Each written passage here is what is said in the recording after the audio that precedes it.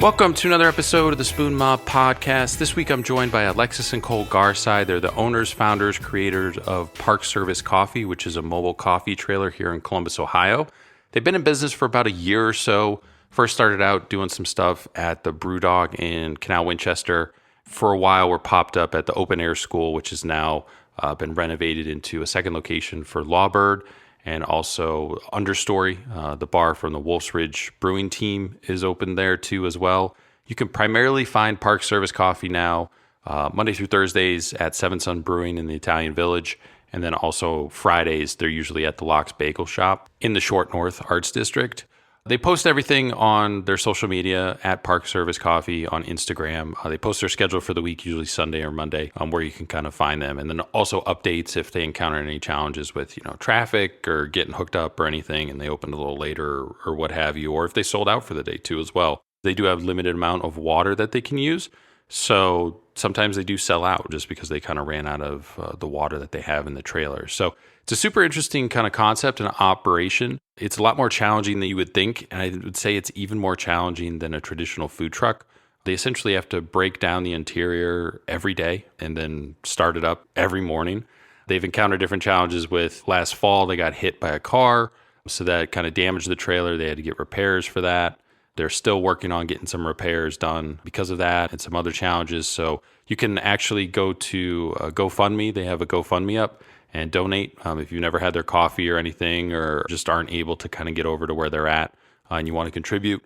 Feel free to do so. We'll post a link to that too as well for everybody to find it just so they can get the repairs that they need. But eventually they want to open a brick and mortar location. And, this is kind of how they started out the concept, but eventually want to pivot to that. And there's a lot of interesting ideas they have with reusability and sustainability and stuff like that. So about the first half of the episode is me and Cole, and then Alexis kind of comes in the middle and finishes up with us. So it's super interesting. They're awesome people. It's an awesome concept. Like I said, if you've never had their coffee, make sure to check it out. But you can do online ordering through their website, parkservicecoffee.com. So you can just go pick it up and order in advance. You can follow them on social media, mainly on Instagram. Park Service Coffee. Make sure to follow us on Instagram too as well at Spoon Mob. You can check out our website, spoonmob.com. Make sure to follow, subscribe to the podcast wherever you get your podcasts from. Without any further delays, this is my conversation with Alexis and Cole Garside, the owners, founders, creators of Park Service Coffee here in Columbus, Ohio. Thanks again for coming on the podcast. We're doing this a little late just because you're an early guy with the coffee and everything. So you guys have been in business, I think, for coming up on a year, which is pretty awesome. And I want to kind of get to the year mark and everything like that. But, I'll start at the beginning where I usually start with everybody. I mean, how did you kind of first get involved with coffee? Were you kind of always working in restaurants, in high school and college and stuff? Or how did all that kind of come together? First and foremost, thanks for having us on, Alexis. Hopefully we'll be stopping in here in just a minute once our youngest is down for bed. Honestly, it was never something that was in our background work-wise. It was more of a passion. Love to just kind of get in the kitchen together and not only with coffee, but food or anything else, drink, just kind of experiment with new flavors, different techniques. And that's always been a good way for us to express ourselves. So we just wanted to, A, cultivate that a little more, and then B, just kind of find a passion and something that we could use and turn into careers and I guess make the most of it.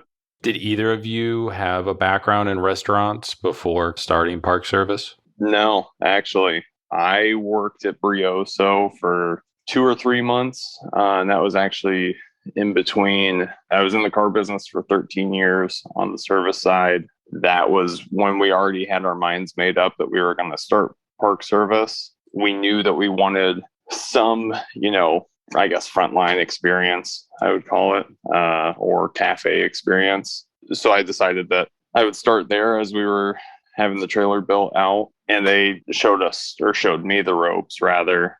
No culinary background. I was, I guess, in a form of hospitality with spending 13 years in the car service industry. What was it about the car service industry that finally led to you deciding to move on and kind of pursue opening your own business and your own coffee business at that? Really just burnout. I was in that industry for 13 years. It was never something I sought out to do. It started as a job in high school, and I guess I just got a little complacent and stuck with it, even though I knew it wasn't ever to my core really for me. I got comfortable in what I was doing, and yeah, obviously as the years passed, continued to gain experience. I just stayed kind of because I was there, but deep down I knew it was never what I wanted to do long term. I saw kind of what it would do to people in that industry, and I just didn't want to turn into that. So Alexis and I just started thinking about what we wanted to do with our lives and with our careers, and landed on the mobile coffee business, and decided to, I guess, break ground on that and start park service. Did you go to a tech or vocational school for car service or anything like that? Or was it just always on the job experience? Always on the job experience. I started just parking cars, washing cars, then started working on cars, then started advising on car repairs, and that kind of became my career. So the majority of the time I was in the car business, it was as a service advisor. I mean, you guys have been around for about a year. So probably COVID starts. Is that kind of really when you guys first start putting together a bit of a plan?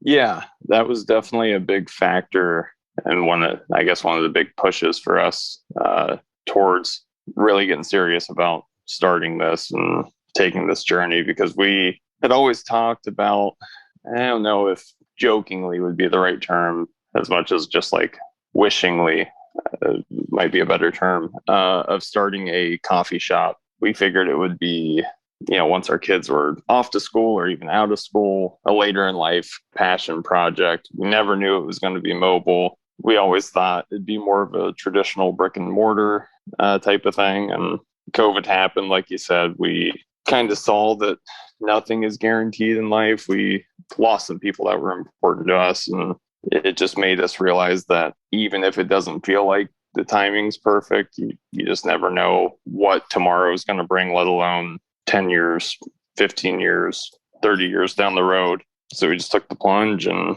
now here we are almost a year later. So up to that point, like before you get to Brioso, you guys decide on opening this, call it a coffee shop probably at that point, or maybe up to that point you decided that it had to be mobile. Were you just tinkering around with coffee at home, or like how did you first kind of get into coffee? Was it just natural progression, drinking it early in the mornings and then discovering different blends and stuff like that? I honestly didn't have my first cup of coffee until I was probably 21. I'd had sips of like really bad dealership coffee and, like the McCafe, basically milkshake coffee, I guess you'd call it. So I just kind of figured maybe it's not for me. Definitely not something that's for everyone. But Alexis got me into coffee as far as just from like a consumer standpoint. Her, like most students, was just basically living off coffee. And that was most of the time what she would have for breakfast. So she kind of pushed my curiosity in that. And then, yeah, a lot of tinkering at home. We had, a small at-home espresso maker. Then we got different tools for pour overs and even some kind of more niche or weird coffee tools like percolators and siphons. And it just kept growing and growing. And then we're, looking at this collection of different tools and vessels for coffee. And about 5 years ago, I would say, is when we started talking about, hey, should we pursue this more? It's something that interests both of us, stimulates both of us. What can we do with this knowledge that we're gaining and this passion that we're creating together? And how do we turn that into a business? So then we started talking, and I guess one thing led to another, as they say. Did you specifically target Brioso, like that's the place you wanted to work because of, prior relationship, or maybe you just loved their coffee, or was it just they were one of the few places that were looking for help, during that time period because some places were shut down? Like how did you go about getting in there? Yeah, it was definitely always Brioso for us. We always ended up there on the weekends. I would typically go in, and I guess towards the end of my car career, almost every day for lunch, just as a way to like get away from the dealership for a minute, recharge the batteries a little, just kind of clear my headspace. I'd have an hour of lunch. It'd be, 20 minutes each way for my commute to get there, but it was just worth it for me. And it just helped me to kind of recenter and find some peace in a stressful work day. They were always the ones that we wanted to work with and learn from because being in there as often as we saw kind of how smooth their operation was. And we knew the coffee was great. So we wanted to figure out what they were doing so we would know more on the commercial level how to make great coffee. Did your wife Alexis wind up working there too as well, or was it just you? Just me. She is kind of the motor that keeps the family moving here. She decided that she was going to take on continuing her full-time 40-hour-a-week job just so that we could keep benefits as we try to get this thing off the ground. Because as I'm sure you know, like most people do, it's hard to insure a family of four privately without some sort of help from a corporation or some stability from a job like that. So and to this day, she's still working that same job just so that we can continue to chase this dream. So she hasn't had a chance to get that sort of experience until we got in our trailer. What all did you kind of learn at Brioso during your stint there? I mean, was it everything? Was it just kind of like a accelerated crash course in coffee, essentially? Or were there bits and pieces that you were specifically looking to learn that you didn't know because you knew kind of the rest from your own research and messing around at home? We did a ton of research. We did obviously a ton of messing around at home. One of the first things I said to them when I went in there was treat me like a blank canvas. Just even if it seems like something I would know or something that I know, I want you to teach it to me like I'm a 5-year-old, basically. So I wanted to kind of go on with that mentality that I was just a blank slate. Put your stamp all over me. Teach me what you guys have been doing for 20 years now, as of last year, just so I could learn everything their way, think about the way that we want to do things, kind of put bits and pieces of both together and, give the public, I guess, this result that's Park Service coffee.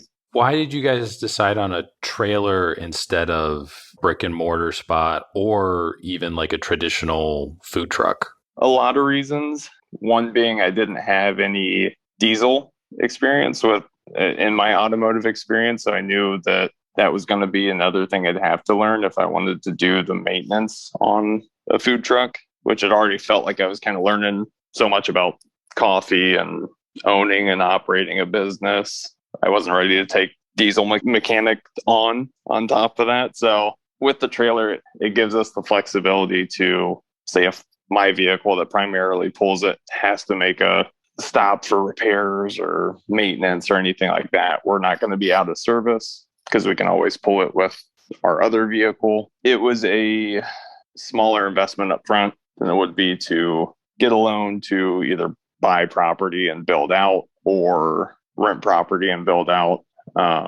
which we felt more comfortable with. And the trailer, a lot of the inspiration for the trailer was from a trip that we took in June of 2020 out to Washington State. When we were out there, it felt like everywhere that we went outside of like the major cities like Tacoma and Seattle, you couldn't drive more than like 10 to 20 miles without seeing a coffee hut just on the side of the road, just kind of on its own, just operating out of, probably a 10 by 10 space. And we stopped at almost everyone that we could just because we were like really drawn to that and fascinated by it. How, depending on the place you went, you could go in, stop in this essentially shed and get like a really great espresso or a really great cortado or a great pour over. At the time, it didn't feel like there was anything like that anywhere in the Midwest that we had really seen or noticed. So it felt like a really cool idea, and it felt like a really, I guess, fresh thing that we felt like was missing in our market. Was that kind of like your market research, or did you do any other kind of market research in terms of, Columbus has a lot of coffee places, but majority of them, as far as I know, I mean, now I think there's probably a handful of coffee trucks, but really probably about the time that you guys are really looking into this, maybe there was one or two kind of mobile operations. I can't even think of what those names would be, but pretty much everybody was brick and mortar at that point. Yeah, that was part of our market research, definitely in Columbus. There had been some rumblings just, on Instagram or Facebook of some others that were in the works. So with the trailer, how long did that take to build? Like, did you do it all yourself? So no, we actually hired out for that. Trailer process started in, I don't honestly even remember the month. I know it took 7 to 8 months. It was projected about 5 to 6, but like most things during COVID, it was delayed just by a couple months. So we picked it up. It was March of last year. So we've owned it now for about a year. Started operating out of it in June of last year. So coming up on that mark too. But with the girls being so young and everything else, it was just too much for us to handle while we were still trying to piece everything else together around it. Outsourcing the build part, I'm assuming they were kind of probably like a RV manufacturer or something like that, or maybe like tiny homes or something that they had like a background in. Yeah, so the company we went with is called Aero Build. They're based out of Nashville, Tennessee. They're one of the minis that we looked at through the process because there's an overwhelming amount of options for people to do this out there, but we really liked their kind of base platform. And then it felt like unlimited options as far as like putting our own touches on it and customization of the layout of everything, which was important, especially based on what I was learning at Brioso about workflow, from the order of the drink to the delivery of the drink. So went with them. So far, so good. No complaints. Doing like the design of it, because you mentioned, you had some design aspects too. I don't know how it's set up, but I'm assuming like if there's a water pump or something, like you kind of wanted that somewhat exposed so you could get at it, right? Yeah, we have I think 3 different water pumps in there, 2 working refrigeration units, one that never really worked from the moment we got it, but that was another one of those COVID things. But yeah, I wanted it all to feel open. We wanted it all to feel bright and clean. We've seen, like I'm sure you've seen, a lot of food trucks that sometimes you walk up to and you don't really know, if you want to be eating what's coming out of there, because they all have that same look where they're a little grungy and like a little rough around the edges. And our trailer's gotten, plenty of character over the last year just from various bumps and bruises. But we just wanted it to feel almost, I guess, Scandinavian, minimalist. Didn't want a ton of clutter, like you referred to, easy access to all the working parts so that we could keep everything well maintained and get to it for repairs if we needed to do that too. Did you have to go through like a permitting process or anything before opening? Yeah, a very, I guess, tedious permitting process. It was a weird time to start a mobile business, right in the middle of COVID. Almost all of the city, county, and state officials or employees that were in charge of these permit processes were almost all out of the office during COVID. So it was a lot of leaving voicemails or sending emails out into what felt like was a void, just hoping for responses back, because it was our first time doing it. And we had plenty of questions and we were lacking plenty of knowledge into how that process went. But that was the main thing. We kind of thought that when we picked it up in March that we'd be, a week or two later ready to roll. But and I think it worked out for the best. But that was a big thing that slowed us down and took us the extra, I guess, 3 months to get it from arrival to open. Do they wind up classing you guys as like a food truck or something like that? Or did they have a separate category for you? So we are classified as a food truck. What's been like the biggest challenge with operating the trailer? Honestly, having to take it home every day. It's never sat in a spot that we've served out of overnight. So usually my mornings start at about 4, getting out there, basically double checking that from the night before everything's still secured, because everything comes off of our counters and out from under our counters except for the espresso maker. But then it has to be refilled with water every day. The wastewater has to be emptied. Obviously, grinder's got to come down and get secured. Just with all those moving pieces, decent to good chance that things are going to go wrong, whether it's something not getting all the way secured or driving sometimes through the city where there's a lot of stop and go and maybe not everyone's paying attention to the road, and you're at their mercy with 16 feet worth of trailer behind you. And that was actually what happened when we had our 3-month hiatus. The trailer was involved in an accident and was in the shop for repairs for 3 months, from November until just about a month ago. Oh, so someone hit you guys? Yeah. So it's, I guess, long story short, morning of service at Seventh Sun, I was coming off of the highway onto the downtown exit from 70. Someone on Mound Street cut me off, had to slam the brakes. The trailer pushed up into the back of my vehicle, bent the tongue, damaged a bunch of the plumbing underneath, damaged some of the frame that holds up the gray water tank. So it was bad enough to put us out of service. And there's still a couple cosmetic things that need to be fixed from that we, in all honesty, did not have the time to wait for repairs anymore. It's pretty interesting. Like, so you're basically, breaking down the inside of your trailer. I mean, nightly. Obviously, you're not having to redo, plumbing or move a fridge in and out or anything like that. But pretty much, I mean, everything that's inside that's not kind of bolted down comes out every night. Exactly. And unfortunately, that has resulted in redoing some plumbing from time to time, just because everything, we take the highway half of the way home and everything at 60 miles per hour starts shaking, starts moving. If you're making turns, it's flexing and moving around. So that can result, I've walked out before and just had a puddle of water on the floor because one of the drain pipes, all of a sudden out of the underside of one of our sinks, or we've had piece of equipment that were like tied down to a shelf fall off. We've had brackets that support countertops buckle. So we've kind of had it all. With the plumbing though, because that seems to be kind of like a major thing, I'm assuming that's all kind of runs underneath in between the frame, and then you can kind of get at it, and with your mechanical background are able to fix probably most of it yourself.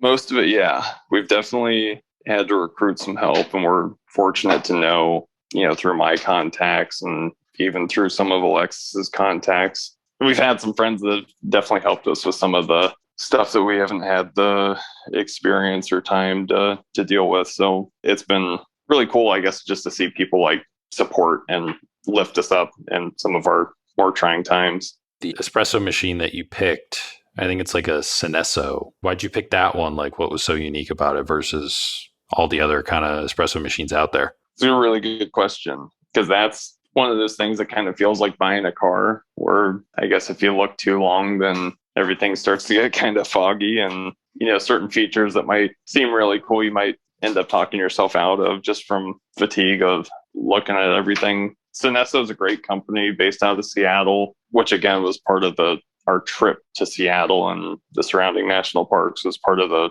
inspiration. So it kind of felt right to work with a company based out of Seattle. The MVP Hydro, which is the model that we went with through Senesso, has a lot of really cool features that make our service like a lot more streamlined. It's volumetric, which part of Brioso's bar process or workflow process is weighing the shots. The cool thing about volumetric machines is that it does that for you. When we get in first, one of the first things we do is what's called dialing in our espresso, which is basically changing a set of different parameters to try to get the best extraction and well extracted espresso and balanced espresso. So we go through, we taste a few shots, adjust a few things, then we can set that program. We can set up to 4 total programs between the 2 group heads. So that helps us to get a lot more consistency with our espresso, as well as giving us some room to play with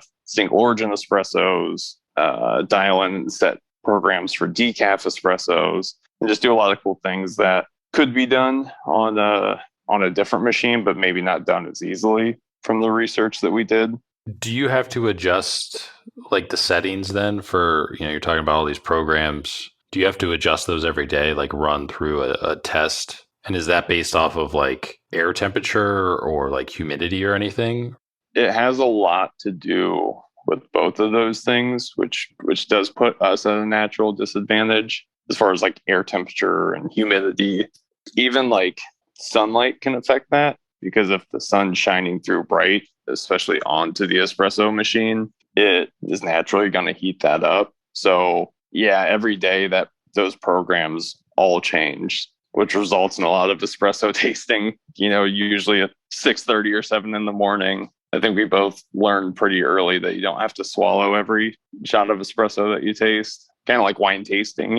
It's one of the things I think I was blown away with once we started working with Brioso to train, was how many different variables go into a good shot of espresso. Not even a perfect shot of espresso, but just a good balanced shot of espresso. You've got 4 different stages that the shot goes through, just from the time you start it to the time you stop it. Those external factors that we don't have any control over: grind size, grind consistency, like tamping the puck of ground coffee into the portafilter. If you come at it at a weird angle or put too much or too little pressure, that changes it. So it's kind of miraculous that anyone can ever get served a decent shot of espresso with how many different factors there are. But I mean, it's within like tenths of a second for each stage that we're adjusting. So you have to be precise, and it can be challenging with our setup, with everything moving so much and being so exposed, but we just try to do the best that we can, I guess. Do you have to adjust those settings and programs like mid, shift? Like, cause I mean, you guys are usually open like 7 to 1, depending on probably, the weather, whether it's summer or whatever. Do you have to like stop for, halfway through because it's getting warmer out, and adjust and calibrate? We do. So basically you set your parameters, you work through the day, and then you're constantly checking to make sure everything's staying within those parameters that you set. And as soon as you start to see whether it's the weight of the total shot, the amount of time it takes for the shot from stop to start, or even just like the taste or smell, if you have the time to taste it in between serving, I'd say we probably dial in 3 to 4 times a day with just like our blend, that is. So single origin can be a little more finicky, because blended espressos, you're getting 30% of one, another 40% of another bean from another origin with a different roast profile. But all they're trying to do with those blends is make it a little easier to work with. So single origin, I don't know, I guess can be a little more finicky, but that can sometimes need dialed in 5 to 6 times a day, depending on the origin and just, I guess, the end result. And you said earlier volumetric. So am I correct in assuming that means kind of measuring it by its weight instead of cups or ounces or anything like that, because it's more accurate? Yeah. So we're looking to put 20 grams of ground coffee in the portafilter and get 40 grams of espresso out, is just kind of like a rule of thumb. So we're always going to put 20 in. Some days the weather or the blend or whatever factor it may be may force us to do 38 gram shot. Other days it might be a 42 gram shot. But we set these parameters of, like in that case of the total shot weight, you want to be within about 2 grams of 40 altogether. But our machine, the volumetric setting, will let you sort of dose out a certain amount of milliliters for the end shot, or how many milliliters of water it puts through the portafilter. So that's been like a really helpful tool for us, and something that other machines won't let you set that volume of water going through the portafilter. So then you're having to, whether it's engage a customer or pour milk into a latte or whatever the case may be, you have to stop doing whatever you're doing just to make sure that you're turning off the group head to end the shot. The volumetric, you can tell it like once it reaches 375 milliliters, stop. So it gives us more flexibility to be more hands off with the machine when we need to be, but still dialed in and on top of all of our parameters that we can adjust.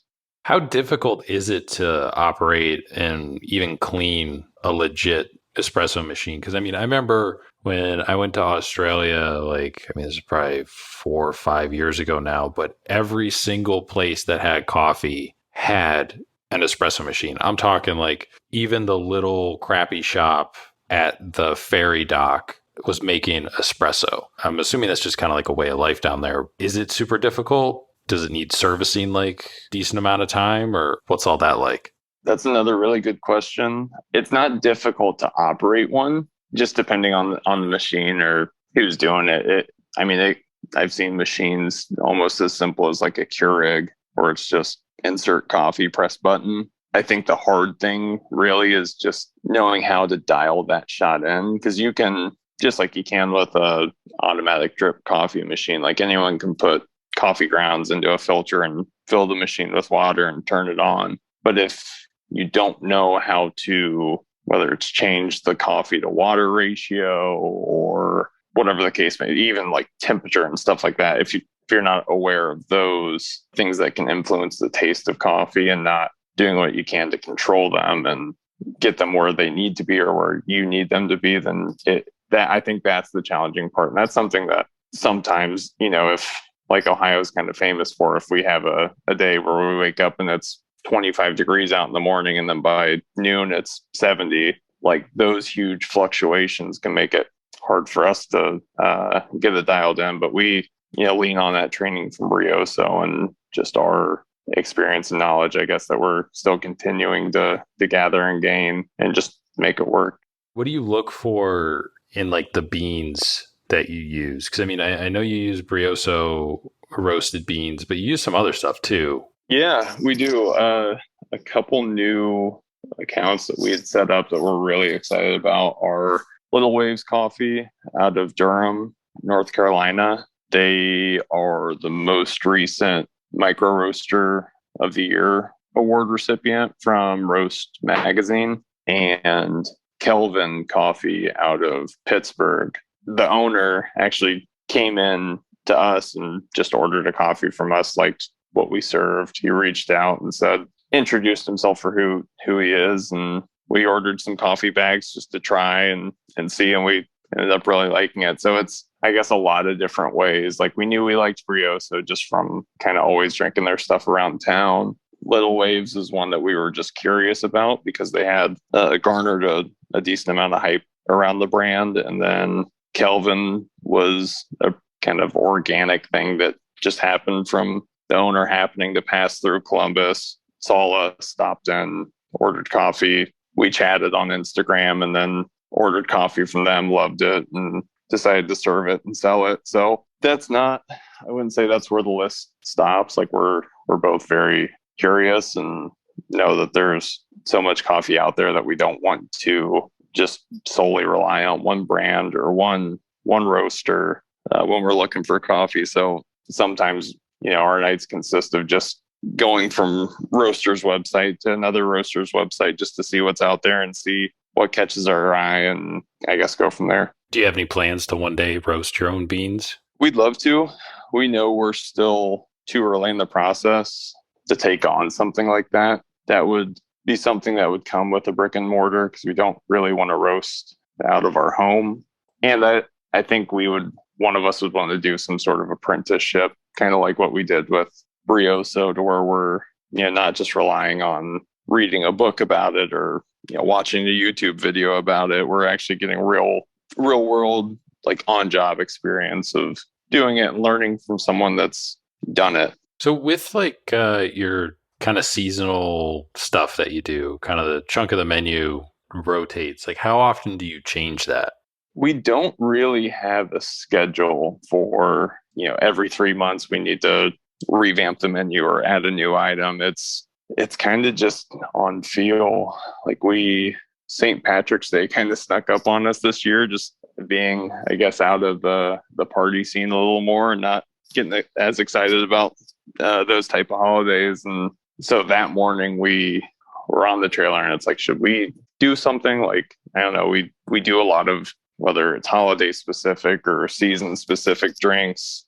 And we just kind of started spitballing and decided that we would just do an affogato that day. The weather was kind of nice as it gets in mid-March in Columbus. At least Alexis had to go run to the grocery store anyways, I think, to pick up some milks for the trailer. So she decided to grab a couple pints of ice cream, got some Lucky Charms just to sprinkle them on top for a little more St. Patrick's Day feel, and we rolled with it. So I wish we were better planners. We're not naturally.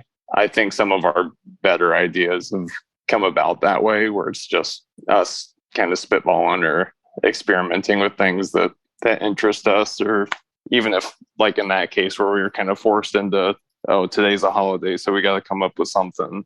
I think those things give us cool opportunities to do cool things with coffee.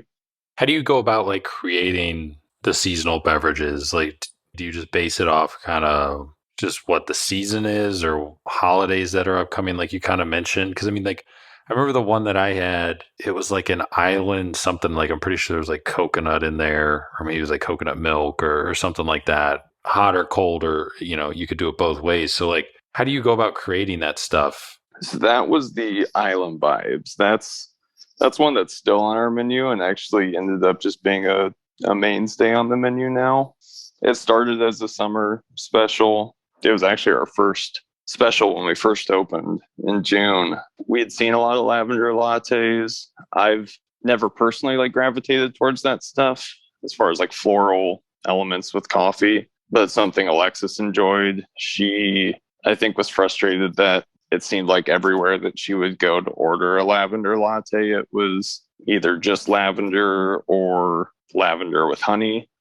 Seemed to be kind of the only lavender coffee drinks in town. So we just tried to think about what else do we think could go with lavender. And a lot of our inspirations for stuff like that come from trips to like Saraga or international markets, where we don't go in with any plan. We just kind of browse. If something catches our eye, we grab it, bring it home, just kind of throw ingredients at each other and see what comes out and see what sticks. And that was one that we kind of knew when we tasted it, like we were onto something, or felt like we were onto something. I don't think either of us expected it to be a menu mainstay like it's become, but it was definitely cool just to know that what we were doing was working and people were receptive to it. And that, I guess, our process for creation was working, and it wasn't as random as it felt sometimes.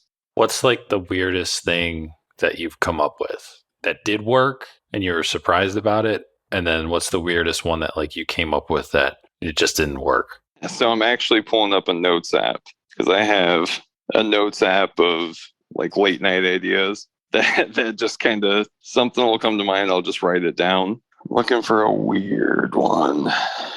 So here's a weird one that we haven't really played with. I thought of a spa water Americano.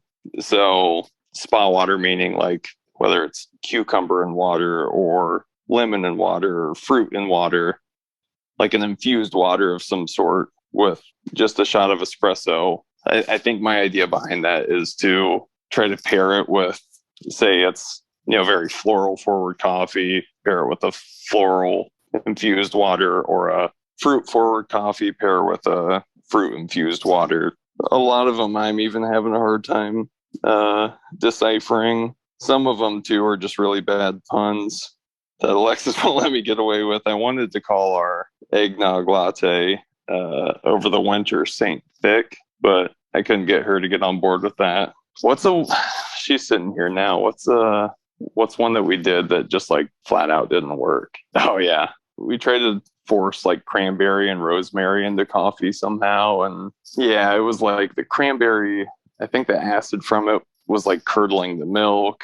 The rosemary was making it taste kind of like potpourri-ish. Some of these things, like, we're just kind of naming ingredients that we think might work and just don't, I guess. Maybe it's too soon to look far ahead, but based on your year experience with the trailer so far, is the next progression eventually for you guys to maybe look at like a brick and mortar location, or does a second trailer make more sense? Or is it just kind of too soon to really investigate that stuff? I know that before the accident, we were both already starting to look at some brick and mortar locations. We had only been operating for, I guess, 4 months, almost 5 before that happened. So everything we did in setting up the company was mindful of the fact that we didn't want any like interruptions to service or especially any unexpected interruptions. So we went brand new with the trailer, brand new with all of our equipment. Unfortunately, something happened. It was out of our control, and we had to take a 3-month hiatus from it that we weren't expecting. So we, financially weren't prepared for that sort of stop in service. Right now, we're just kind of trying to build back up what we lost from those last 3 months. But I do think, or I know, I should say that the goal ultimately is going to be brick and mortar. Like it's just hard, tearing it down every day, putting it back together every morning. Some of the instability that comes with your whole shop moving at 65 miles per hour day to day. And just, one of the best things about Brioso that I didn't know was such a great thing until we started the mobile thing was the fact that you could just unlock the door, walk in, turn the lights on, and everything was, all the machines were up to temperature. You had water everywhere you needed it. Nothing else to it. It's just you get in there and you serve coffee and you try to make a few people happy at least, which we don't really have that luxury at this point. So yeah, that's definitely something that we're striving for, but baby steps. Because I know you've posted a few times, like you guys have sold out for the day. So what does that entail? Do you guys you're out of coffee, or like, what does that actually mean? Which, I mean, it's a great thing to have happen, obviously, but I didn't know what exactly, when like Wario sells out, it's like they're out of bread. It depends. It can mean out of coffee. It can mean out of milk.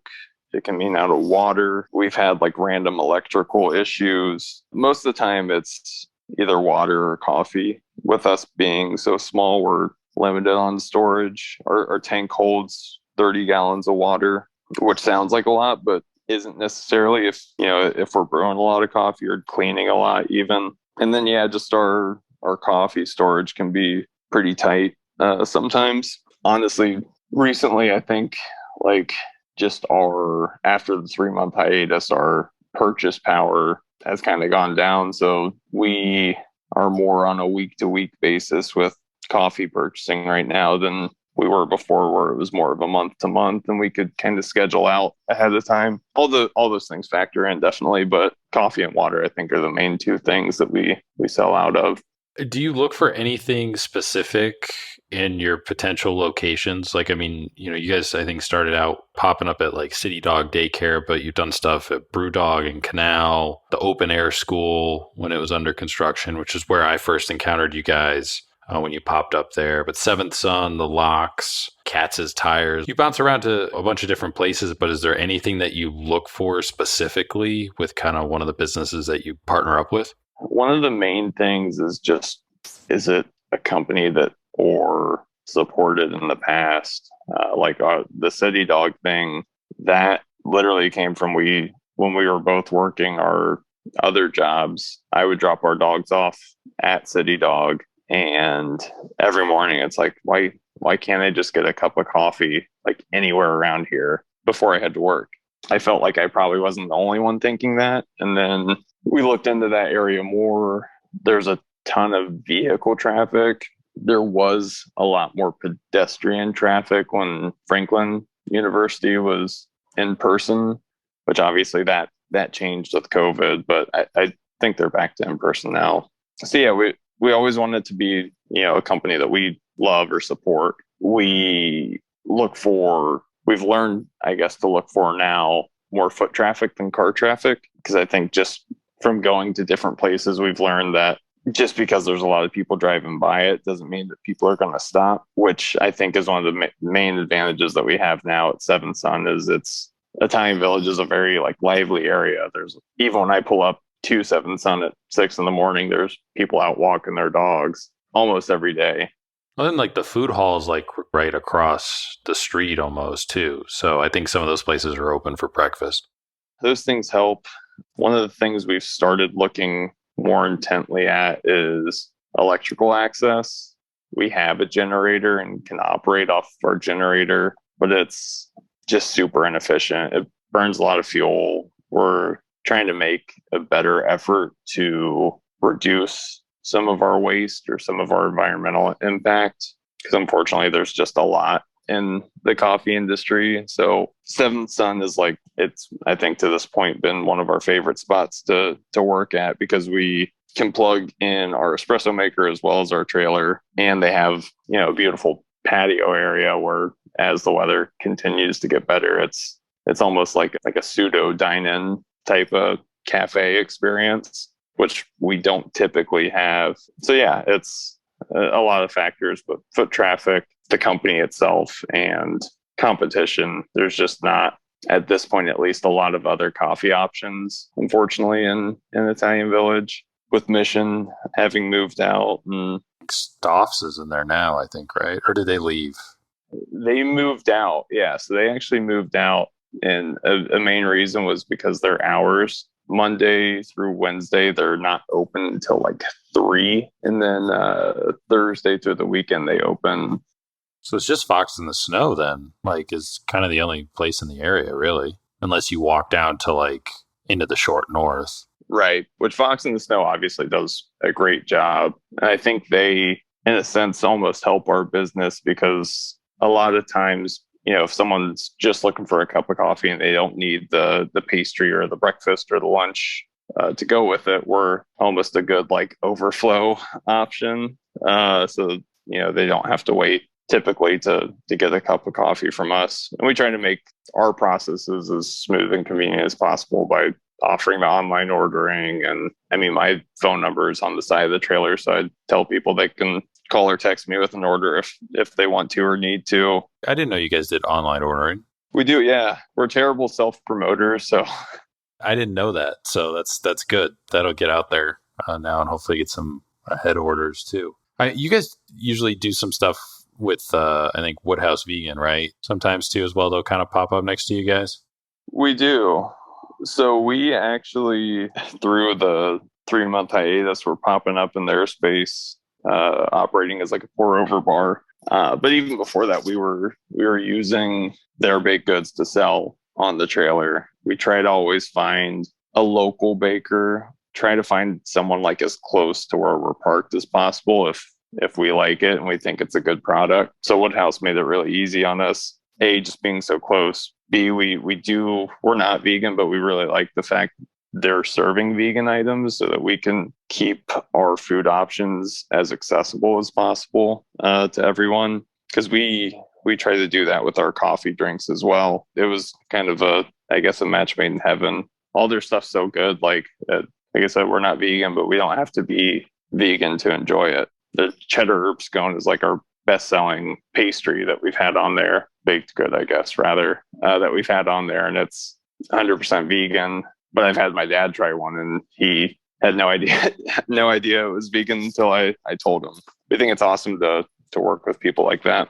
There's been like a handful of mobile coffee operations that have kind of come online, around the time that you guys did, or like you mentioned earlier, we're kind of in the works. Is that kind of like a supportive community at all, or is everyone just kind of in their own corner, like going to their own locations? It's super supportive, honestly. It's super collaborative. Even we've partnered with Honeycup, which they're going through a little bit of a transition right now, but we've partnered with them for a drink where we've bought syrup that they make to flavor one of our drink specials for an event. They were a huge support during our downtime. Woodhouse, like I said, not that Woodhouse is in that realm, but they were a big support. Rising Sun Coffee, which is really operates more in like Asheville, South Bloomfield, so kind of south of Columbus. We've gotten really close to them and their family. So yeah, it's a great community to be a part of, and one that we feel really lucky to be a part of. Because I've never gotten a sense of anyone trying to do wrong by us, or us feeling like we need to do better than any one of them. It's really cool, especially coming from the car business, where a lot of times couldn't trust the guy sitting the next desk over from you, You're not normally open on the weekends, right? What led to that decision? Last year, we booked a lot of events. A majority of those events were on the weekends. We're starting to book a lot of those events now. They don't really ramp up until the weather gets better, of course. So with the trailer getting just fixed and back up and running recently. We were kind of in like a weird spot where we were trying to figure out if we need to be open for weekends until these events start to book, or if we want to sort of ease in, make sure first and foremost the trailer's working right. Secondly, that we I guess had the mental bandwidth to handle that on top of just getting everything else back together. So that's the main reason, just availability for events. But it's cool that we have the control to, say if there's nothing going on for a few weekends in a row, we can roll up to a lot of different places and just post up and start serving, I guess, if we feel like we need to. I'd say people probably have anywhere from 3 to 5 kind of go-to coffee spots like in their rotation. That's probably all they have really the capacity for, like, I mean, you guys had your spots too as well before you got involved in this. Being kind of the new kids on the block, how do you guys approach, trying to become one of those handful of places that are in someone's kind of regular rotation? The most important thing for us, honestly, is just garnering relationships with our customers and just making sure that we're doing everything that we can to give them like a welcoming environment and a warm experience so that they want to come back. Like, we don't want them just to come back for the coffee or like a specific drink that they like. We'd rather them come back because they enjoyed themselves there, or they felt good about being there, because more often than not, we can be like the first people that someone sees in between their house and work.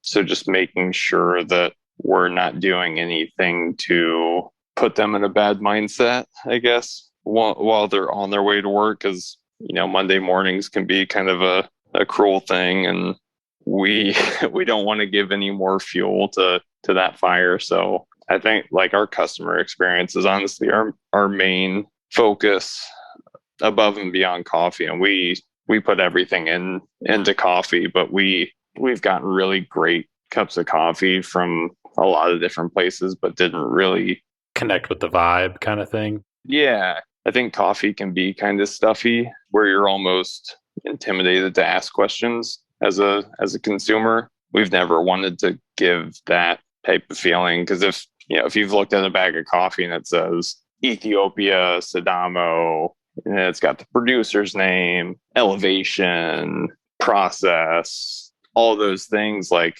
I don't know, that could be like reading Mandarin for someone that has no experience reading Mandarin, and you should feel like you can ask those things. And I think we noticed that we didn't always feel like when we were on the consumer side that we could ask those things without getting a certain look or feeling that we were dumb for asking or not knowing.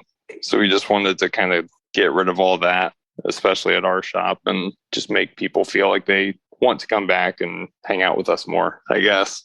You guys are coming up on, a year kind of running this business. Is there anything that you'd look to do differently? We've just learned so much over the last almost year now that it's obviously there's lots of things that we would change, but I think the main thing might be just having like a better financial stability. Before we started, I still have my like full-time job on top of this. So obviously we've got that as, backup when we were off for a couple of months. But yeah, I would just say like really financially planning this out before. And we did to some degree, but we obviously there's things that happen that are out of your control. But like a bigger rainy day fund almost kind of. Yeah.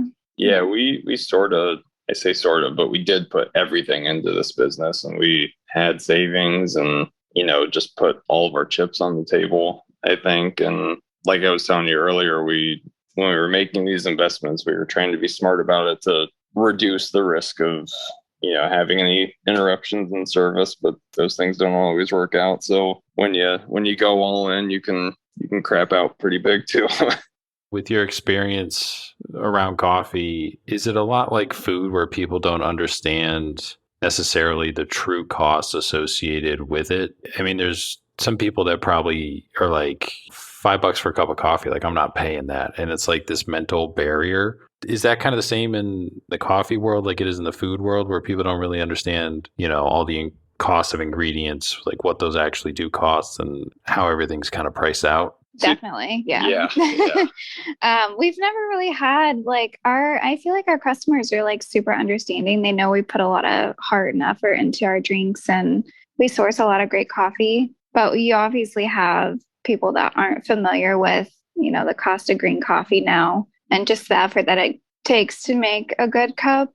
So I think you definitely have like a little bit of pushback, just maybe not verbally, but you kind of have someone looking over your menu and just a little perplexed that, we do price our lattes anywhere from $6 to $7. And we know we spend all our evenings either prepping for the next day or making new drinks and stuff like that. But I think the other part of that too is if you think about it, there's not a lot of available coffee that's grown in the US. So Hawaii is like the one spot that's growing coffee that you can find in some shops. There's some growers in California, I think like the Humboldt region, that are growing coffee too, but it's not, even Hawaiian coffee is not like readily available or a huge exporter of coffee. So you're talking about it's coming from Central America, Africa, South America, even like Asia. So it's all imported.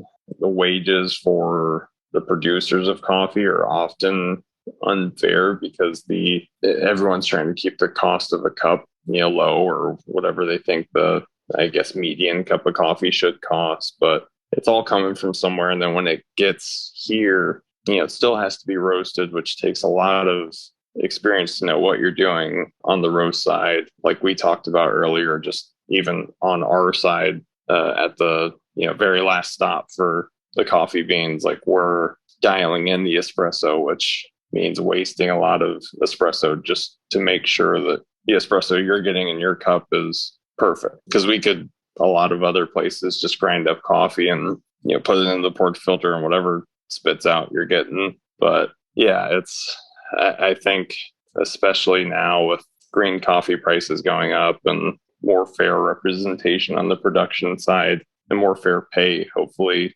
continuing to be the norm on the production side, the cost of coffee is just going to have to go up. You guys have a reusable cup initiative, I think, where you guys give like 10% off. Someone brings a reusable cup. Why don't more places offer something like that? Like I was thinking about this the other day when I was flying back, like the airline, they all use plastic cups. And every once in a while, like they'll use paper. And I'm like, well, why don't people just use more paper? It's supposed to be recyclable and everything like that. And plastic just seems a little bit more wasteful. But in your experience, are people just a little weirded out by COVID and don't want to kind of do the reusable cup thing? Or what do you think that's all about? I think initially that was some other shops' hesitation. It's something we definitely talked about too. And it was like really hot and heavy, so to speak.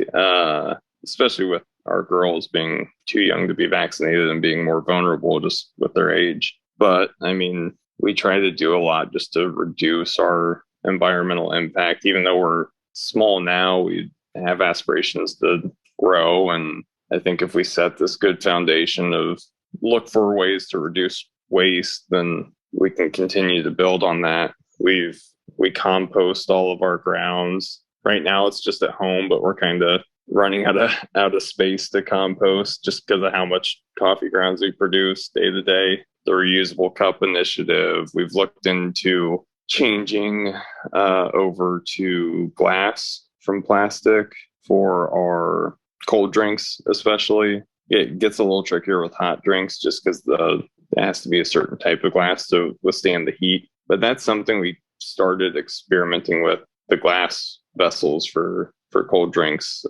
When we were doing the pop-ups with Woodhouse while the trailer was down, we were going into Brioso like late at night, pulling hundreds of shots of espresso and mixing up a bunch of just iced lattes that were more of a grab and go style. So Woodhouse could stock their coolers and we could continue to try to make enough money to keep things afloat. So it's cool to see that it worked to some degree. We're still trying to figure out a good process to go glass, but make it to where we don't have to affect our pricing. I think it would have to some degree. There's not serving out of glass isn't popular right now. It's mostly paper. But yeah, I'm not sure why a lot of places don't offer that if I'm being honest. I don't know. I don't know the reasoning behind it. I don't know if it's like just like a concern for grabbing someone else's cup from home or what the reasoning is behind it. But we definitely want to try to reduce as much as our impact as possible. And hopefully we'll be able to go paperless with all our cups.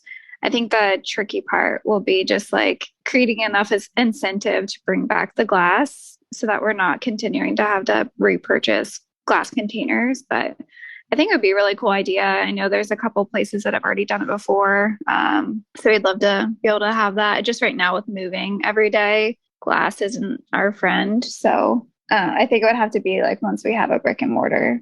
That would make it easier too, because I mean, there's like breweries that do the whole leave your mug here thing. So like that's even something that you could potentially do if you have the room at a brick and mortar, leave your coffee cup kind of here thing. I think we come up with a lot of good ideas for stuff like that, and then it all comes down to, well, we're in a trailer, so we're kind of limited with, because glass and aluminum are almost infinitely recyclable, but they're hard to store, they're hard to transport. So I think that's where most of that stuff stops for us. We just try to be creative in ways that we can do our part. So you guys are, coffee professionals. I mean, when people are making coffee at home, what's kind of the one thing that a lot of people do that they shouldn't do? I kind of personally believe, like, if you like what you're doing, you're happy with what you're doing, then who am I to tell you to change it? I also do think, I guess if I was going to add one thing to a coffee novice's repertoire, it would be to do things by weight and not by volume. Yeah, I mean, it's just like baking. Like you really have to be precise with what you're doing, whether that's buying a thermometer and making sure your water's up to a certain temperature, weighing out how much water you're using, the coffee, all of that. Coffee to water ratio is a big deal, and that changes from vessel to vessel, and even coffee to coffee. So I guess just being more cognizant of how much water you're using compared to how much coffee, and going more off of a like weight and time type of sense than the other way, whatever that is. Just scooping your coffee. Yeah. That's what we used to do. Running a business with each other, husband, wife, ownership duo, what's that been like? I don't know if me and my wife could run a business together. I don't know. I think we might kill each other somewhere in the middle of it.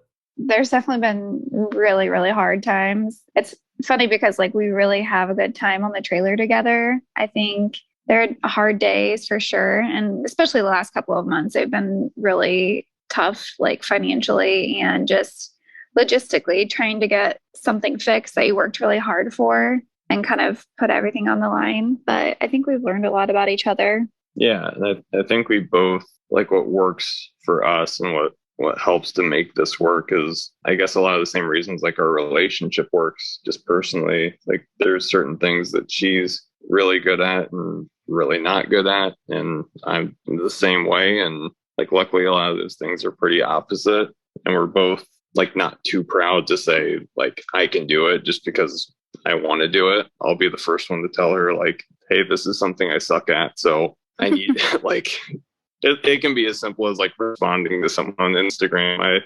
I think I have a very like dry and direct way of texting and sometimes that can seem a little You're like standoffish. Yeah. And she's a little more bubbly through text and inviting. But I also think like on the trailer, a lot of times you'll see me on the customer facing side and her on the espresso machine, because she's a lot better than I am with like latte art. I can talk like all day if you let me a lot of times. So yeah, you're a people person. Yeah. So yeah, I don't know. I guess just finding those strengths and weaknesses, identifying them, and then being able to delegate like amongst yourselves. Yeah. And I think like it's been really important for us over the last couple of months to really take time away from work, away from our kids, just like to focus on each other, because our work doesn't end when we leave.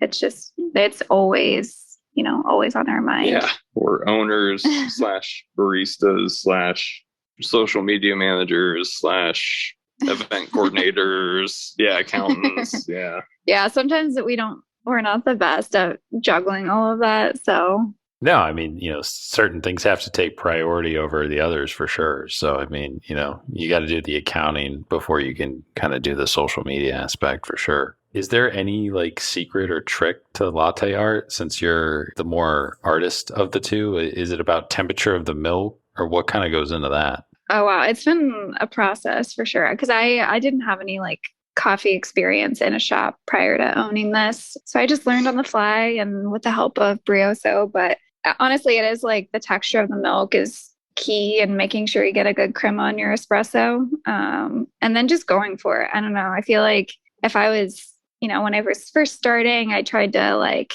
make certain shapes or make it work when it wasn't. So I just like started pouring myself and I've kind of gotten just used to, how you hold your pitcher and all of that. So milk temperature and like getting a good microphone's super key for latte art though. What's next for you guys professionally? I mean, you got the trailer back. Cole, you mentioned, some events and stuff that you guys are waiting on to schedule. Is it just kind of getting out there and just being available, as much as possible over the course of the next year before you guys can kind of maybe move on to the next thing? I think so, yeah. Right now, a lot of what we're doing is just trying to like, I guess, almost reestablish ourselves. We feel like we fell out of the loop a little bit when we were down, and I think just trying to get back to like a place where we're comfortable working because like I mentioned, 7 Sun's great because we can plug in, but a majority of our events we're relying on the generator, which is like a whole nother burden. It's like a 350-pound piece of equipment that has to be moved. It has to be fueled. There has to be sufficient space to set it up in, which a lot of times for these events, it's your first time in the space and definitely first time working in the space. Yeah, so I think the main thing right now is just like feeling like we've got our feet back under us this year. Like our main focuses are reducing waste and leaning into more of the, I guess, artisan coffee type of stuff. I hate the word artisan, but I don't know what else to use. But more like single origin espressos, more pour overs. Like we've gotten a lot of interest in our seasonal drinks and like our different flavors and that stuff. But we want to have stuff for more of the coffee snobs too. Snob's a terrible word too, but Coffee aficionados, maybe? Aficionados, yeah. Yeah, sure, yeah.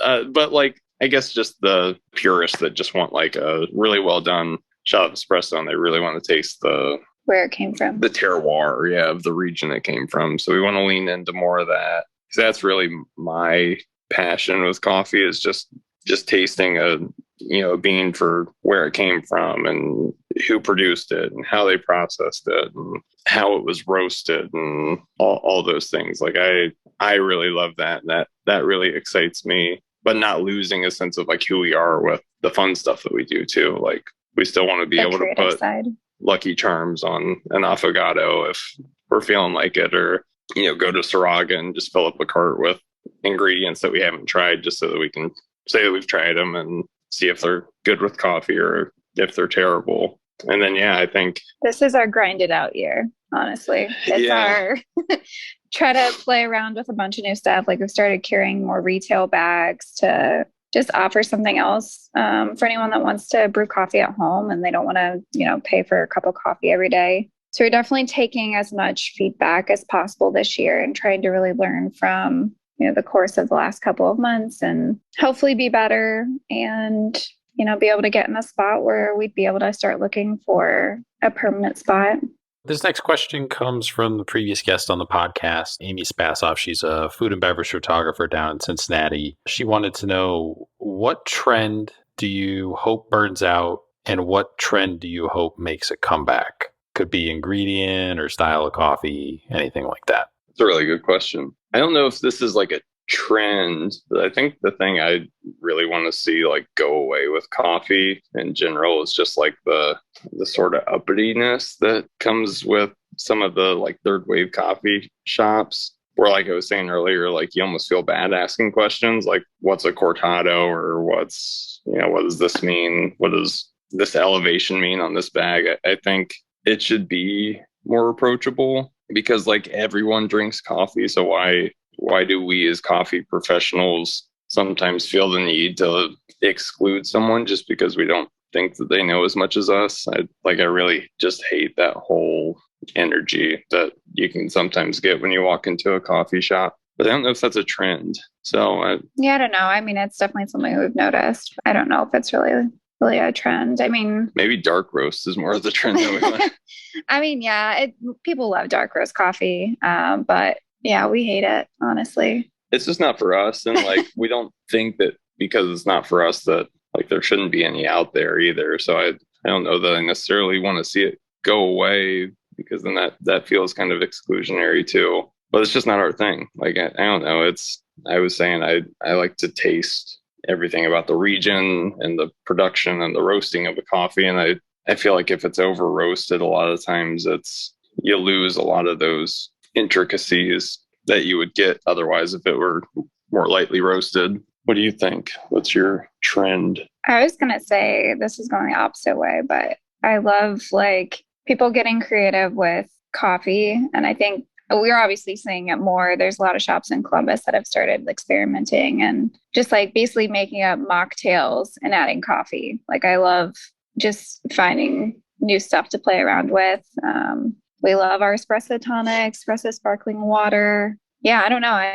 I like the creativity that we get from that. Yeah, I think we both think like the bar scene, as far as like cocktails or like specialty like craft drinks go, they're pretty far ahead of a lot of coffee shops, and just like the creativeness of like what all goes into a drink. That's a place that now I feel out of place, is like if we go to a bar and I look at a cocktail menu, 90% of the things going into a drink, I don't always think that I recognize, whether it's different liqueurs or bitters or whatever it might be. So yeah, I think like seeing coffee catch up with that would be really cool. What's a question you guys want to leave behind for the next guest? It can be anything.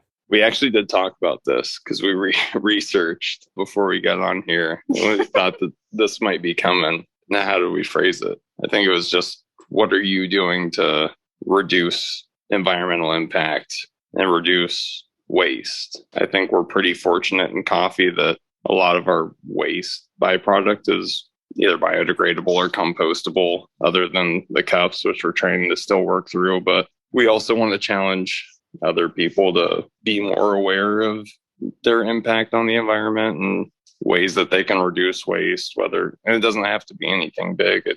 I think a lot of the changes can be made pretty simply. This next question comes from one of our listeners. What is one thing that you wish you could do that you aren't able to or aren't allowed to with your current setup?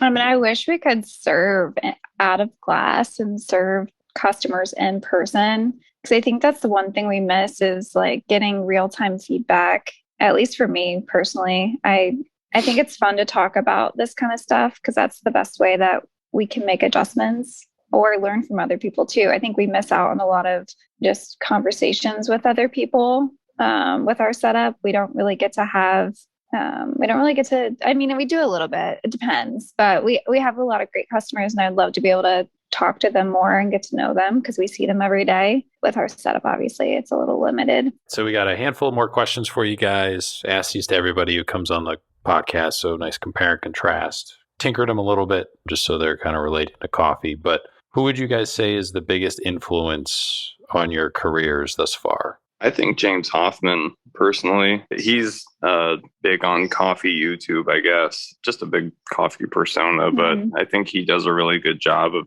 making things feel approachable, and then B, like answering a lot of questions that other people might think are stupid. But he backs it up with a lot of science, which I think is nice. Yeah. Because you kind of know the why behind certain things. But yeah. He's very detailed, very in depth, which I think is something we both try to do too. Like if a quote unquote like coffee nerd comes up and asks us questions about like more very like specific or detailed questions about coffee, like we want to be well equipped to answer those things and feel like we are. But we also, like, if someone just says like, I don't know, I like this drink from Starbucks, what do you have like that? We don't want to tell them to like fuck off and go back to Starbucks if that's what they like. So he's one of our role models, definitely. Is that the same answer for you too, Alexis? Yeah, I honestly didn't know how to answer that question. So yeah, I don't know. This is what I we think that talked was a good about with answer. the give and take. So, what's a piece of equipment every at-home coffee drinker should own? A A really good kettle. grinder. Ooh. I said a kettle.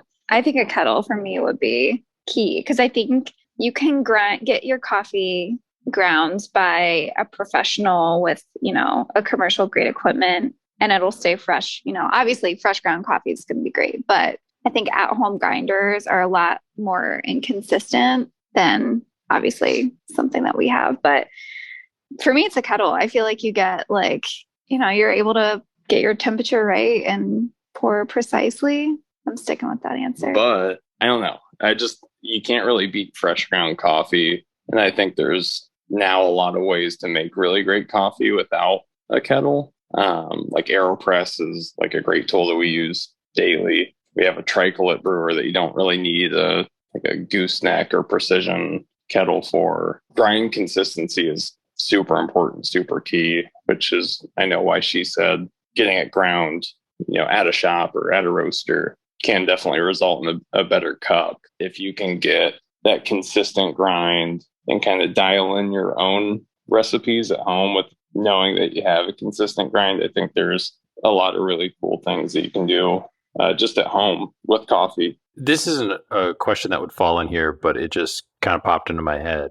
How long can you store coffee after you ground it? What's like the rough estimate? Even if it's like one of the ones that's got like your storage containers, fairly well sealed and it has one of those little like air filter thingies in it. It's hard to say. I feel like it depends on the coffee for sure, because there's some coffee that ages better than others. I would say a couple of weeks. Like if you're just And it's almost like new car depreciation. Like it's gonna, I guess, go from like fresh ground to not pretty fast. I guess we'll need And to then test it kind this of out. hovers like in that range of like it's getting stale, but it's not like too stale to drink for, like she said, a few weeks. I just know like there's one thing, I think it was like Coffee Gate or something we used to have. They had these little replaceable filters in there and they're like, oh yeah, it'll last for like 6 months. And I'm like, man, that just seems like a long time to be lasting for 6 months after it's ground. Yeah, Mhm. with coffee, it's like very shelf stable, and it's like, I mean, a lot of like K cups and stuff like that. Like who knows how old some of that coffee is in there and how long ago it was ground. So like you can still drink it. Like it's not gonna do any harm, but it's also not going to be the best cup of coffee that you've ever had. I think James Hoffman did like a video about trying some I don't know. Yeah, like it was like years the old coffee. 1900s. Yeah. Like this coffee was, produced and ground, and he tried it and drank it. So it's still drinkable. It's not like moldy or anything. But Yeah. Yeah, that's we interesting. we honestly we try the 2 weeks from roast if it's whole bean. It seems to be kind of this like general sweet spot. If you can wait like a week after it was roasted, then like in that week to 2 week period, you're gonna get really great consistent coffee. But if there's any way you can hold out to grind it until you're ready to use it, that's really the best. What's a coffee place that you guys would recommend that isn't your own? So you guys are closed. What would you recommend people go try? I would say Parable. That would be my first choice. I feel like they always put out consistent espresso, super good. They're always playing around with fun drinks too, like us. So I think it's fun to kind of try what else is out there. And We've obviously kind of spewed our love of brioche all over this podcast, but other than them, Honey Cup would be another one that we both really love. They're like, I've never had anything I haven't liked from them. yeah, Super cool guys. Like their espresso is always super dialed in. They're a smaller operation like us, but they're doing the most with it. They're kind of in a bit of a transition to a more stable brick and mortar. So they're, I guess, kind of helping set the bar for us too. So shameless plug of Honey Cup Coffee. Bucket list travel destination, and let's say bucket list restaurant or coffee place that you guys want to go to but haven't been to. Travel, I really think like Italy would be cool. I just, a country that's like so passionate about flavors, cuisine, and even coffee. Like the way that they do coffee there is completely different than like how we would even do it. But I think I would just really appreciate the process of seeing how they do it and like getting a better understanding of how they do it or why they do it that way. Bucket List Coffee Shop. I think Cat and Cloud out in Santa Cruz. It's Chris Baca's another YouTube podcast coffee guy. And he's a lot more than that, obviously, too. But he's, I think, been one of our bigger inspirations. So just seeing how his shops are set up and seeing how they do things day to day, I think would just be a really, really cool experience. And they're, I think, not even like my favorite roaster. I just think the experience of seeing one of their shops and seeing how it operates would be really cool. Well, we watched a lot of his videos when we were training too, so kind of felt like it was a little one-on-one training sesh. Same answers for you, Alexis? I think Cat and Cloud would be fun, but you gotta do something different. I have my answer for my destination. I was gonna say like Thailand, Cambodia. That those two places have been at the top of my list for a while. And obviously Thailand would be cool, just like because we could go to a coffee farm and experience the different types of food there, completely different culture. I think my favorite part is obviously like immersing myself in the culture, but also trying their food and drink. I think that's like the best way to get to learn a new place. Coffee roaster. I don't know. I feel like the options are endless right now. Maybe Onyx. Where are they based out of? Arkansas. Okay, that's surprising to hear. Yeah, they Parable carries a lot of their coffees. They're really great coffee. Food or drink guilty pleasures, or anything that you guys just can't stay away from, whether it's fast food related or candy or anything? It's like super unhealthy, but you just can't help yourself. Knockoff Doritos. They're Packy brand. That's your guilty pleasure, I think. I was going to say Taco Bell, but those are, Packy brand is another shameless plug. He drove to a different Kroger on the other side of town to pick them up. So I'd say they are a little bit of a guilty pleasure. Yeah. What about drink? I don't know. I mean, I don't really like coffee. Coffee and water is like all I drink, really. Yeah, I mean, mix in the occasional beer, but I feel like Taco Bell is like an honorable mention because it's consistent, so tried and true. Like always know, and like that's I feel like more so than other fast food places, that's somewhere where we like feel like we can express ourselves a little more with their menu. I'm like notorious for going in and like modifying like everything about every item that I get and just customizing. Because you've answered Taco Bell, and I've had, a decent amount of people answer Taco Bell since we started this podcast. What is your kind of go-to order when you go to Taco Bell? It honestly changes almost every time I go. Yeah, cheesy gordita crunch is, I guess, my go-to. That's the one thing I don't really modify, but I love, like, I'll get a quesarito, no sour cream. I'll add in the creamy jalapeno sauce. Sometimes I'll mix in potatoes instead of beef. It gets weird, honestly. There's been times that I've gotten, I think the weirdest thing probably is the cheese roll-up that they have. It's like on their dollar menu. It's literally just tortilla rolled up, big tunnel of cheese right through the middle of it. And I put the Fruitista Freeze strawberry topping, which is like a syrupy topping with chunks of strawberry, like cut up strawberry in it. And like, if anyone's brave enough to try it, it's a great like replacement on the fly if you're craving a crepe for whatever reason. I've never had it, so I can't attest to any of it. Yeah, they used to have these caramel apple empanadas, or like I asked them once if they could mash that up with a Choco Taco in a bowl. Like it gets really weird a lot of times if we're at Taco Bell. Favorite coffee to work or drink with? Ooh. You've been loving that Brazilian coffee from Little Waves. Yeah, it's really nice on espresso and pour over. Yeah, it's Fazenda Cochera. It's a single origin Brazilian coffee that Little Waves roasts that we've carried now a couple times. And I feel like that's been... If you like chocolate covered strawberries, then this coffee is the right move.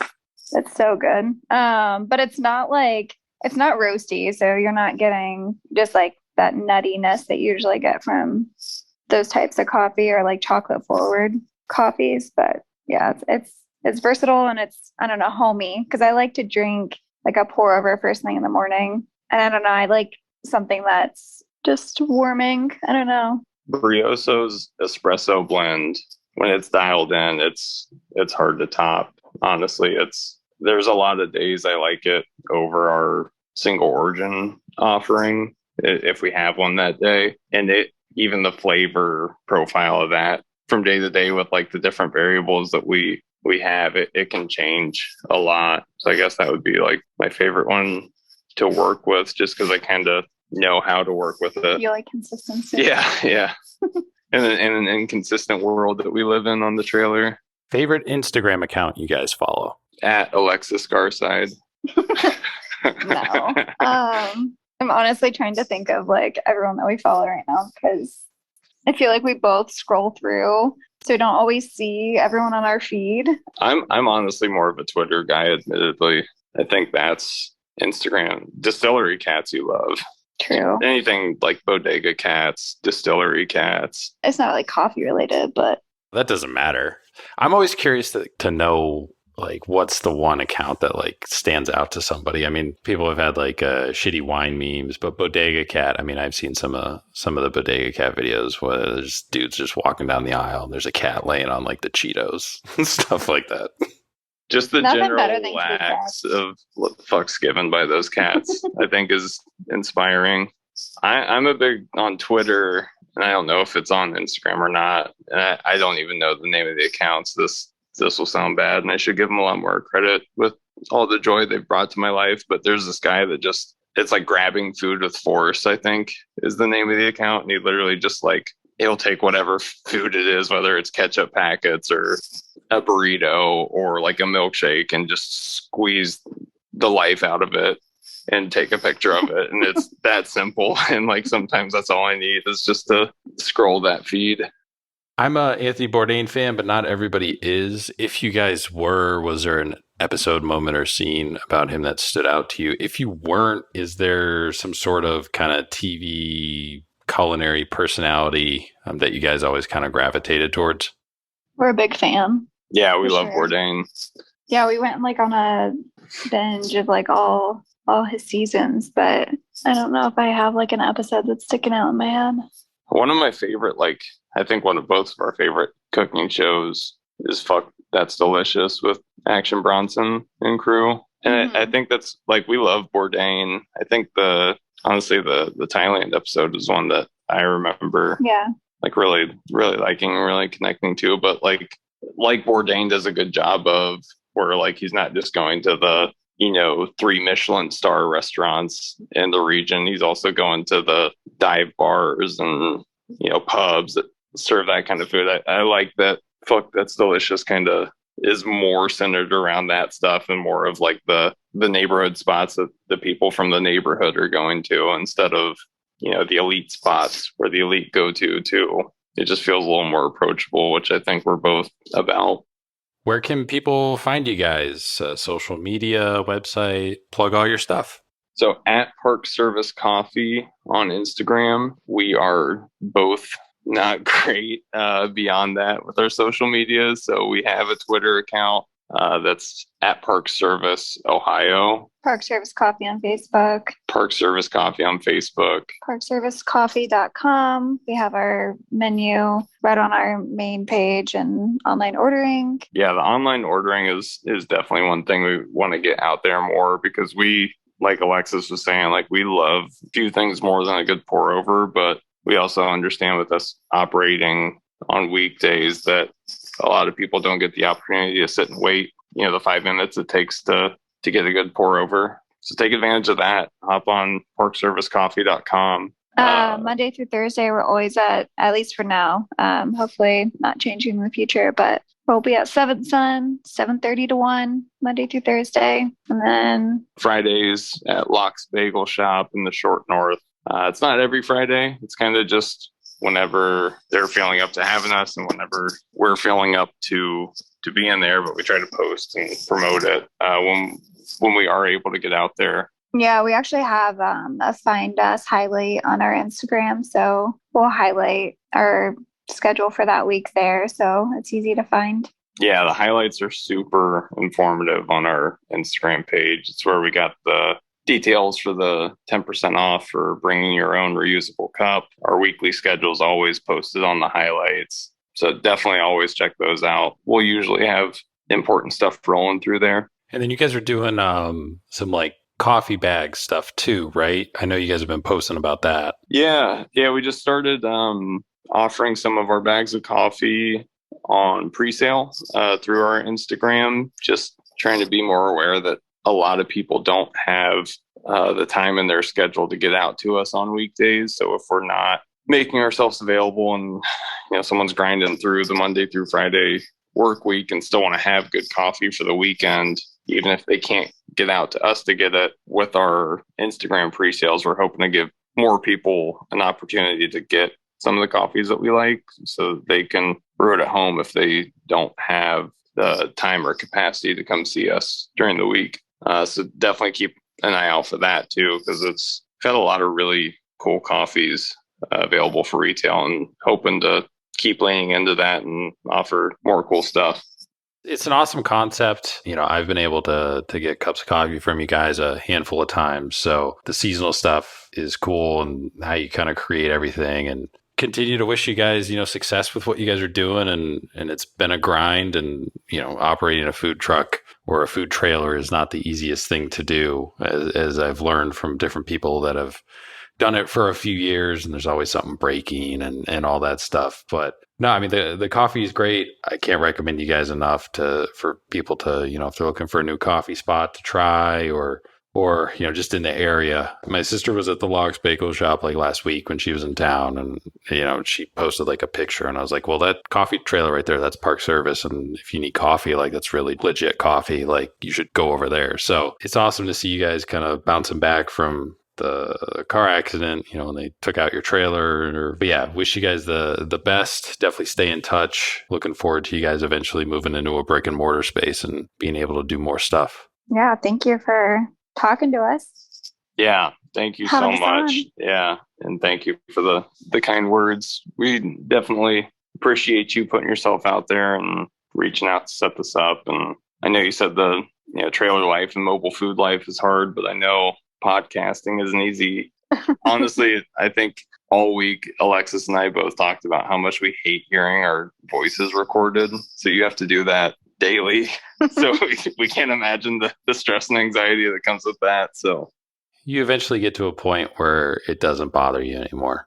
You do enough of it, and it goes away. It really does. But yeah, if you guys ever need anything from me, feel free to hit me up. Let me know. I'm always happy to help support whoever comes on the podcast as much as we can.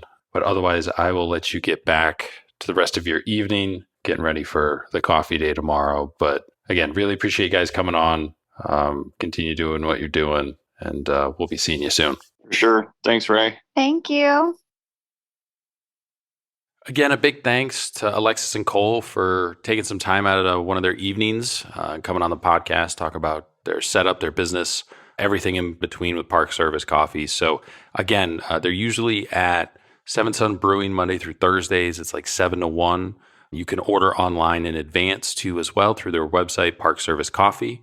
And usually Fridays they're over at the Lox Bagel Shop in Short North.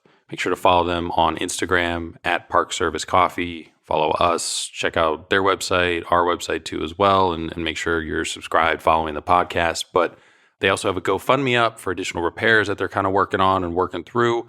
So if you get a chance to contribute to that, it's something that you can do.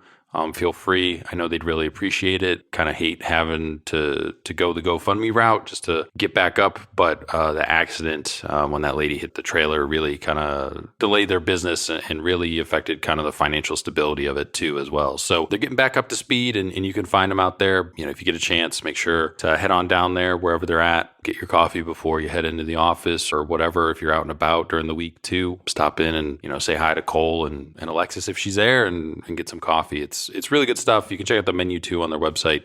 They do have some seasonal offerings that change as well. So that's it for this week. More episodes on the way every Thursday. Feel free to write in questions, comments, feedback too through the website or email directly. Appreciate everybody who's sent in some recent comments and questions and everything too as well. So we'll be getting back in touch with you guys there too if we haven't already.